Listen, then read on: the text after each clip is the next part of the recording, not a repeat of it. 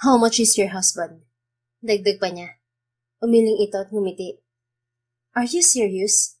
Ang dami talaga nagkakagusto sa kanya at ikaw ang pinaka-desperate. Sarkastiko nitong sagot.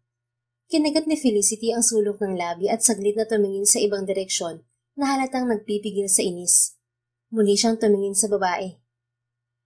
I don't care what you think and what you're saying. I'm asking you, how much is your husband? Bigla itong napaisip.